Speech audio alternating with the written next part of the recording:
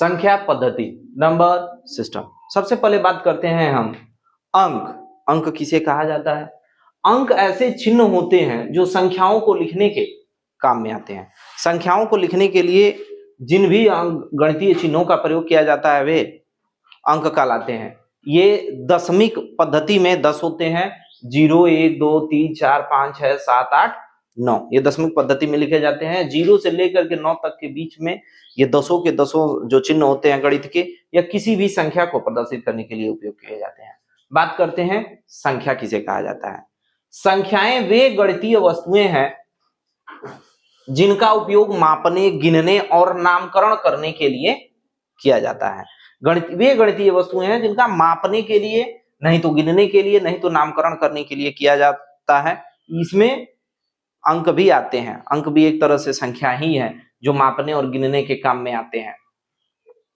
संख्याओं के प्रकार की बात करते हैं तो संख्याएं मुख्यतः गणित में लगभग 12 तरह की होती हैं, जिनकी मुख्यतः हम कह सकते हैं मुख्यतः यह 12 प्रकार की होती हैं और वो आपके सामने है।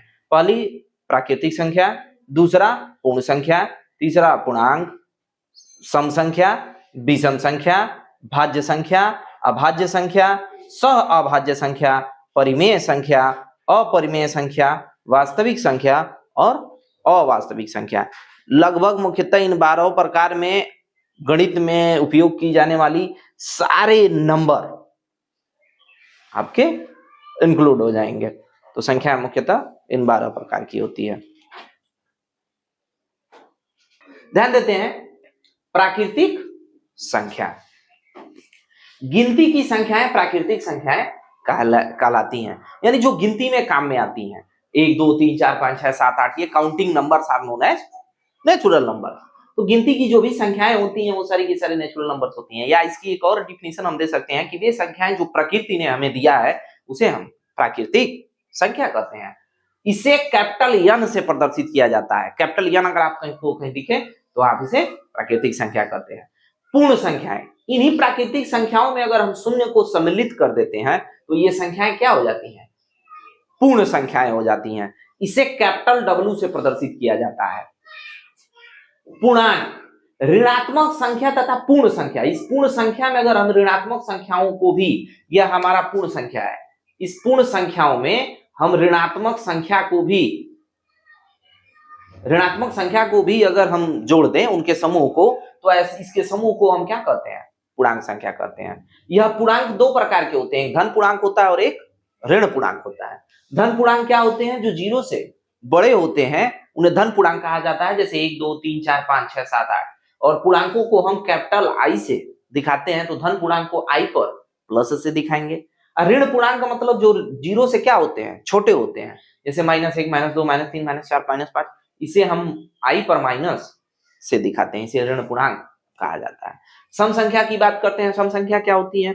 वे संख्याएं जो 2 से विभाजित होती हैं उन्हें हम सम संख्या कहते हैं। 2, 4, 6, 8, 10 अनंत तक हम जा सकते हैं। विषम संख्या किसे कहा जाता है? वे संख्याएं जो 2 से विभाजित नहीं होती उन्हें हम विषम संख्या कहते हैं। 1, 3, 5, 7, 9, 11, 13, 15 आप ऐसे अनंत तक निकाल सकते हैं। बात करते हैं भाज्य संख्याओं की।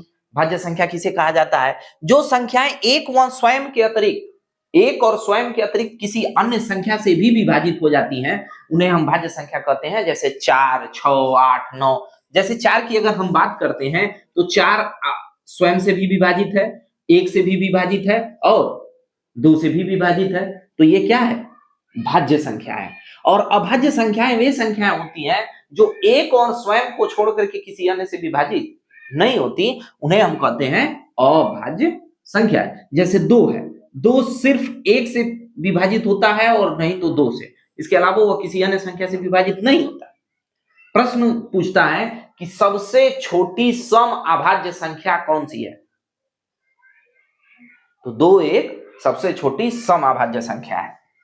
सअभाज्य संख्याएं क्या होती हैं? संख्या का वह युग्म, युग्म मीन्स होता है जोड़ा, पेयर, जिसमें एक के अलावा कोई अन्य उभयनिष्ठ गुणनखंड नहीं होता है, उसे हम कहते हैं सअभाज्य संख्याएं। जैसे 2 और 3, 2 और 3 का जब आप उभयनिष्ठ गुणनखंड निकालेंगे तो यह 2 गुणे 1 होता है और यह 3 गुणे 1 हो जाएगा, और इसका जो कॉमन फैक्टर आएगा यानी उभयनिष्ठ गुणनखंड आएगा, CF आएगा, वो क्या हो जाएगा?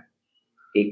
ऐसी कोई भी संख्या, वो सम हो विषम हो, उससे कोई लेना देना नहीं है, उनका उभयनिष्ठ संख्याओं का एक ऐसा जोड़ा जिनका उभयनिष्ठ गुणनखंड सिर्फ और सिर्फ केवल 1 होता है, उसे हम सह अभाज्य संख्या कहते हैं।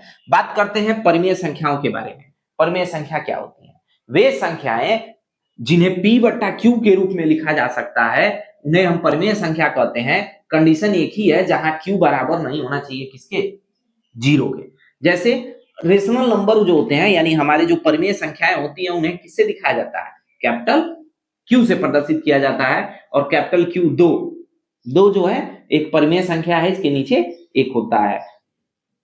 -6/7, 8, 9। कई बार बच्चे कंफ्यूजन में आ जाते हैं, सर एक बात बताइए, -6/7 धन तो हमको समझ में आ रहा है, लेकिन -6/7 क्या परिमेय संख्या है?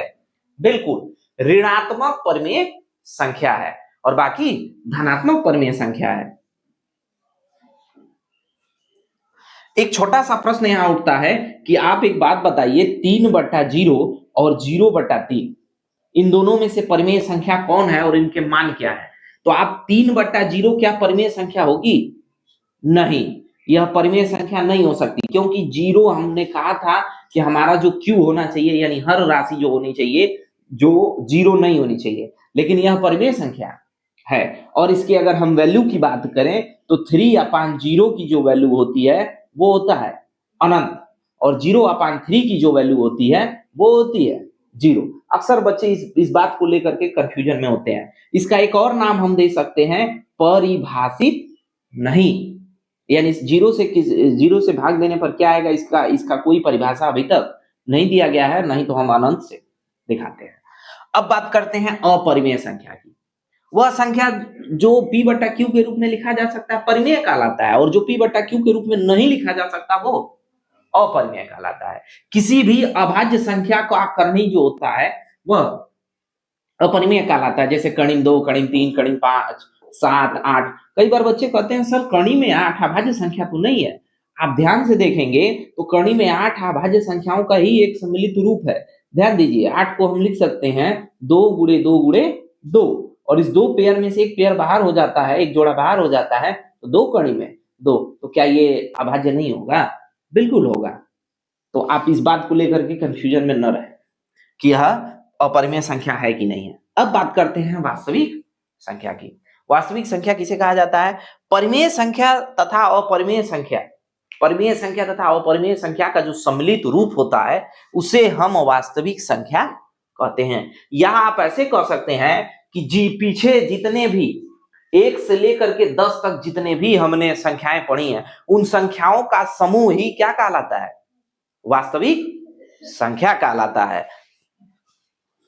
और आखिरी अवास्तविक संख्या, अवास्तविक संख्या किसे कहा जाता है? अनरियलिस्टिक नंबर या अनरियल नंबर। यदि किसी संख्या का वर्ग, अगर कोई संख्या है और उसका हम वर्ग करते हैं और वो ऋणात्मक संख्या आती है, तो इसे ही हम अवास्तविक संख्या कहते हैं। जैसे कर्णी में -3, इसका जब हम वर्ग करेंगे तो इसका वर्ग आएगा -3। तो ऐसी कोई भी संख्या जिसका वर्ग अगर ऋणात्मक संख्या आती है तो उसे अवास्तविक संख्या कहते हैं।